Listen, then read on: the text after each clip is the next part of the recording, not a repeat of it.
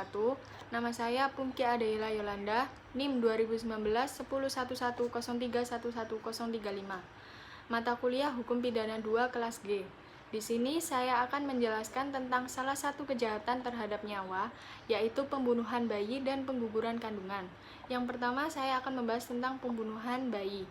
Pembunuhan oleh ibu terhadap bayinya pada saat atau tidak lama setelah dilahirkan, yang dalam praktek hukum sering disebut dengan pembunuhan bayi, ada dua macam, yaitu yang pertama, pembunuhan bayi yang dilakukan tidak dengan rencana, yang diatur dalam pasal 341 KUHP. Pembunuhan biasa oleh ibu terhadap bayinya sebagaimana yang dimuat dalam pasal 341 KUHP dirumuskan sebagai berikut.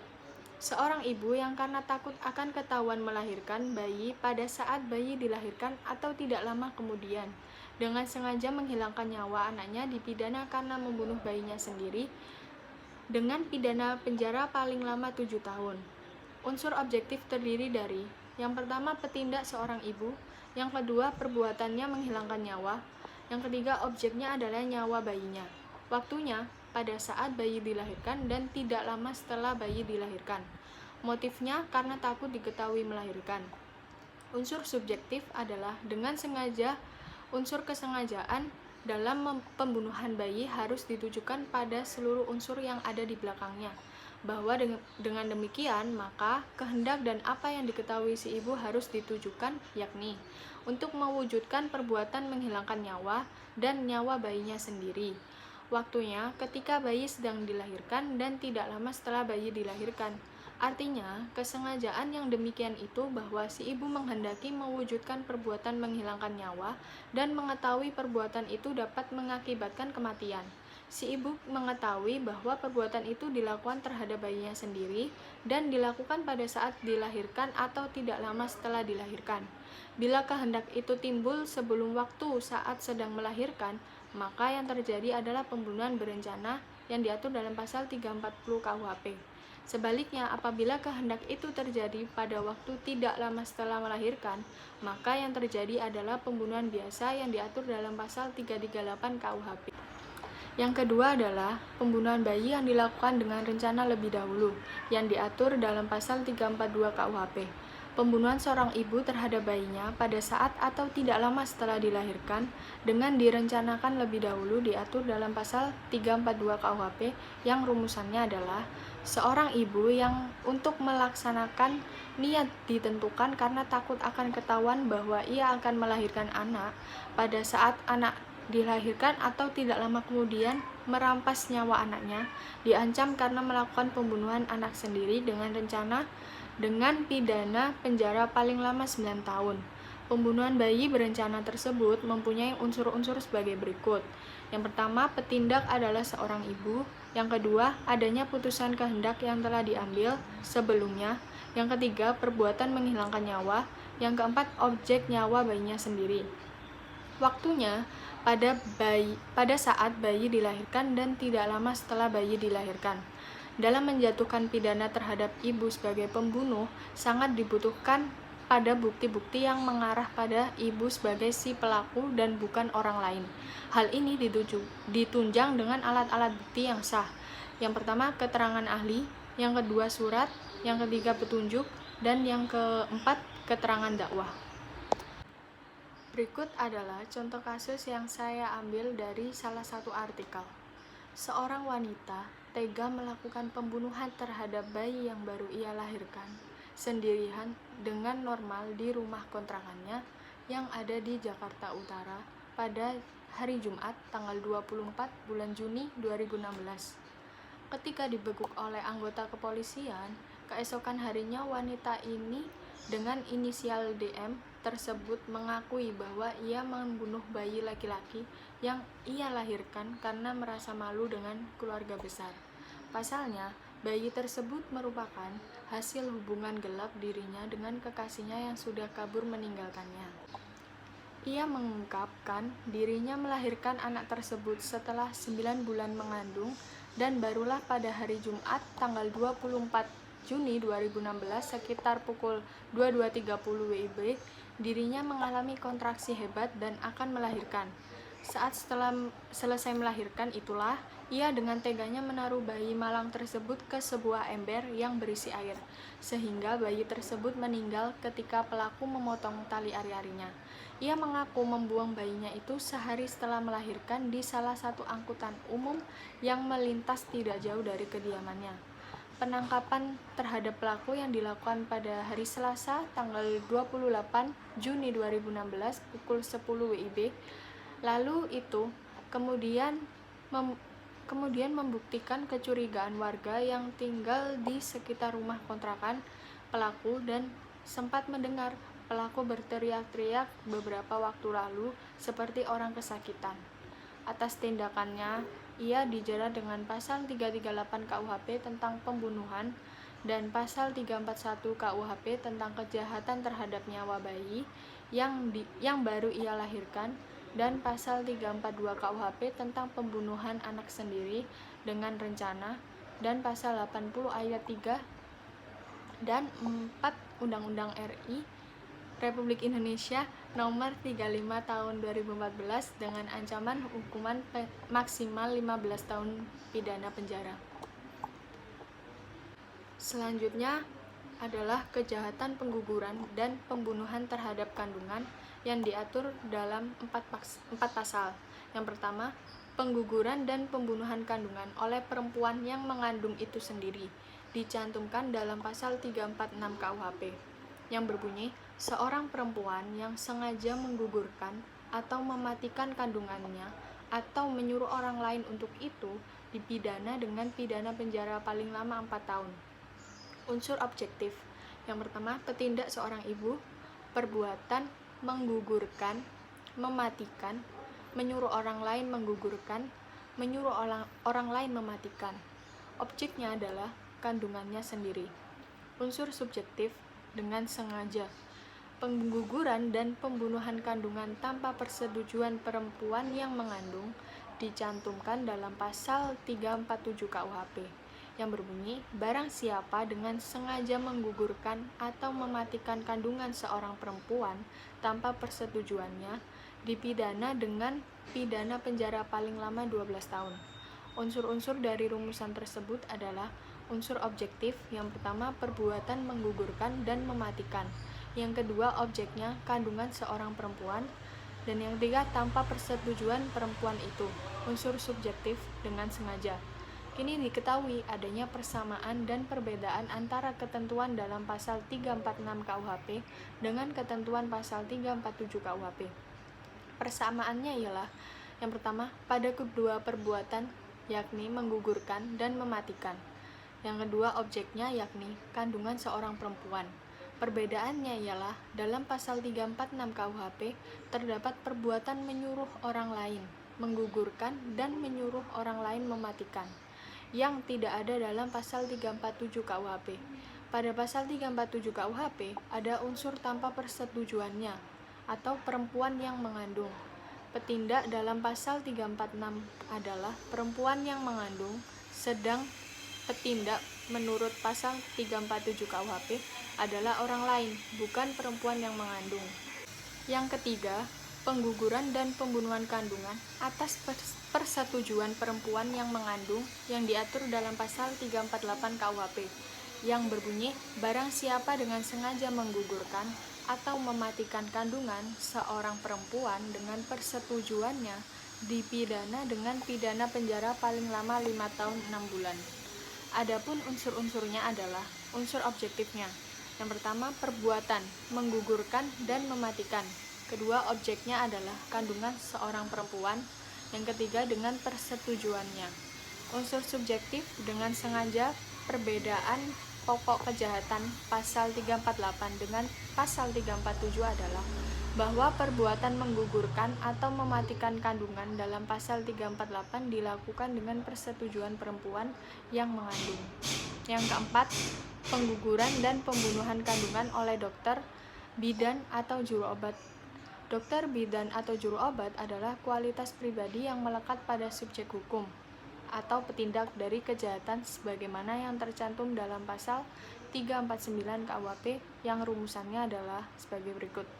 Jika seorang dokter, bidan, atau juru obat membantu melakukan kejahatan berdasarkan pasal 346 ataupun melakukan atau membantu melakukan salah satu kejahatan yang diterangkan dalam pasal 347 dan 348, maka pidana yang ditentukan dalam pasal itu dapat ditambah sepertiga dan dapat dicabut hak untuk menjalankan pencarian dalam mana kejahatan itu dilakukan. Perbuatan dokter, bidan, atau juru obat tersebut dapat berupa perbuatan dan membantu melakukan. Berikut adalah contoh kasus yang saya akan bahas, yaitu Kapolres Boyolali AKB Aris Andi memastikan bahwa organ dan fisik jasad orok bayi korban aborsi oleh seorang bidan masih lengkap. Saat dilahirkan, bayi tersebut sudah dalam keadaan meninggal dunia. Kedua pelaku kami kenakan pasal 346 KUHP bagi yang menggugurkan dengan ancaman paling lama 4 tahun dan yang membantu menggugurkan dengan pasal 348 KUHP ancaman hukuman paling lama 5 tahun. Sementara itu, tersangka yakni salah satu bidan mengakui ia nekat membantu proses aborsi dengan menggunakan sebuah obat yang menurut pengakuannya sisa dari rumah sakit. Setelah diminum, obat tersebut akan menggugurkan kandungan. Setelah gugur dan janin keluar dari rahim, ia lalu datang untuk melakukan proses persalinan.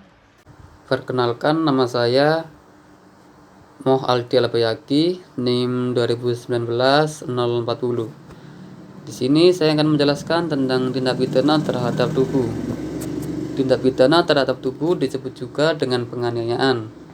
Penganiayaan diartikan sebagai perbuatan yang dilakukan dengan sengaja untuk menimbulkan rasa sakit atas luka pada tubuh orang lain. Unsur penganiayaan berupa adanya kesengajaan yang merupakan unsur subjektif, adanya perbuatan dan adanya akibat perbuatan yang merupakan unsur objektif. Penganiayaan di KUHP dimuat di dalam pasal 351 sampai dengan pasal 355. Yang pertama, penganiayaan biasa yang dimuat di pasal 351 KUHP yang berbunyi ayat 1. Penganiayaan dihukum dengan hukuman penjara selama-lamanya 2 tahun 8 bulan atau denda sebanyak-banyaknya Rp4.500. Ayat 2, jika perbuatan itu menjadikan luka berat, maka dihukum penjara selama-lamanya 5 tahun. Ayat 3, jika perbuatan itu menjadikannya orang mati, maka dihukum penjara selama-lamanya 7 tahun. Semuanya itu harus dilakukan dengan sengaja dan tidak dengan maksud yang patut atau melewati batas yang diizinkan. Umpamanya ada seorang bapak yang memukul anaknya di daerah pantat karena anak itu nakal, maka perbuatan bapak tersebut tidak bisa dikatakan dengan penganiayaan karena ada maksud baik, yaitu untuk mendidik anaknya. Meskipun demikian, apabila perbuatannya tersebut telah melampaui batas, misalnya bapak tersebut memukul anaknya dengan sepotong kayu di daerah kepalanya, maka perbuatan bapak tersebut dikatakan sebagai penganiayaan biasa. Yang kedua, penganiayaan ringan yang dimuat di pasal 352 KUHP yang berbunyi ayat 1. Selain dari apa yang tersebut dalam pasal 353 dan 356, maka penganiayaan yang tidak menjadikan sakit atau halangan untuk melakukan jabatan atau pekerjaan sebagai penganiayaan ringan. Dihukum penjara selama-lamanya 3 bulan atau denda sebanyak-banyaknya Rp4.500.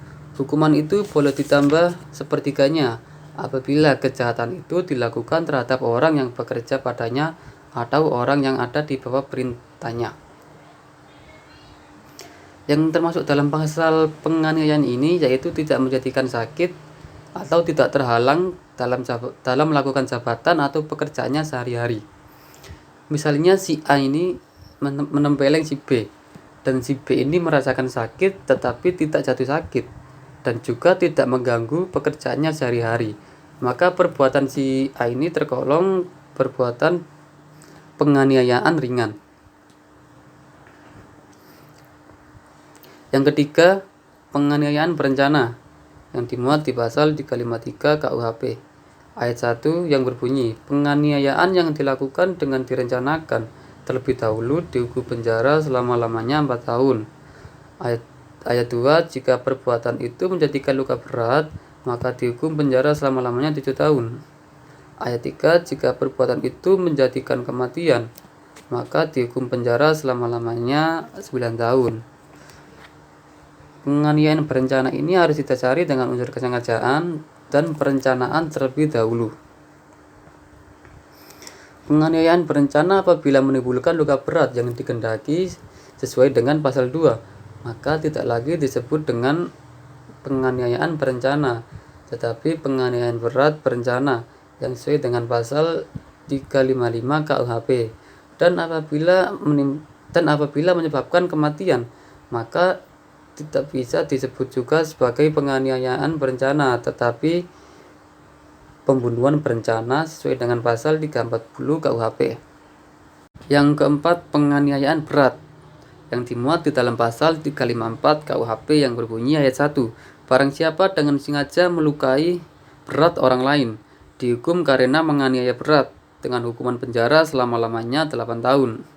Jika perbuatan itu menjadikan kematian orang, maka dihukum penjara selama-lamanya 10 tahun seperti yang dikatakan di dalam pasal 354 KUHP ayat 2.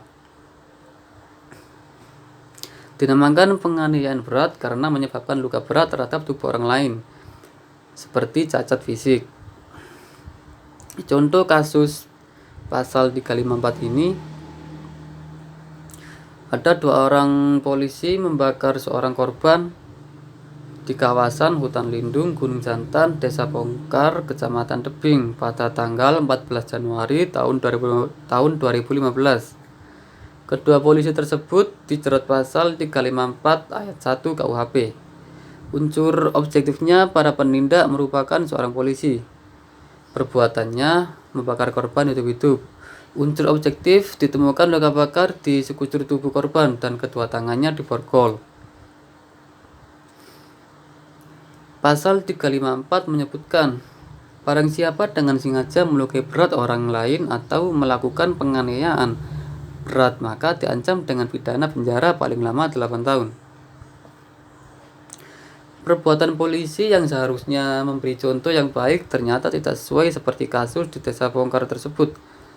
Kedua polisi itu membakar seseorang hidup-hidup dan tergolong sebuah penganiayaan berat karena sudah disengaja secara jelas. Perbuatan yang dilarang serta melanggar hukum, maka pasal 354 telah menjerat 2 polisi tersebut. Yang terakhir, penganiayaan berat berencana yang dimuat di dalam pasal 355 KUHP yang berbunyi ayat 1, penganiayaan berat yang dilakukan dengan rencana terlebih dahulu dengan pidana penjara paling lama 12 tahun. Ayat 2, jika perbuatan itu menimbulkan kematian, yang bersalah dipidana dengan pidana penjara paling lama 15 tahun. Contoh kasus pasal 355 ini seperti kasusnya Novel Baswedan yang mendapatkan penganiayaan berat berencana dengan cara disiram air keras di bagian wajahnya dan mendapatkan luka berat yaitu cacat di salah satu matanya. Penganiayaan itu dilakukan pada saat subuh pagi hari, selesai sholat subuh, dan para pelaku dikenakan pasal 355 ayat 1 yaitu penganiayaan berat yang dilakukan dengan rencana terlebih dahulu dipidana dengan pidana penjara paling lama 12 tahun. Itu seharusnya, tapi yang kita ketahui para pelaku cuma mendapatkan pidana 1 tahun. Itu yang telah disebarkan di media. Bila kita lihat penjelasan yang telah ada di data tentang kejahatan berupa penganiayaan berencana dan penganiayaan berat, maka penganiayaan berat berencana ini merupakan gabungan antara pasal 353 ayat 1 dan pasal 354 ayat 1 KUHP. Dengan kata lain, suatu penganiayaan berat yang terjadi dalam penganiayaan berencana. Kedua bentuk penganiayaan ini haruslah terjadi secara serentak dan bersama. Oleh karena itu harus terjadi secara bersama, maka harus terpenuhi baik unsur penganiayaan berat maupun unsur penganiayaan berencana. Sekian penjelasan dari kami. Kurang lebihnya mohon maaf. Wassalamualaikum warahmatullahi wabarakatuh.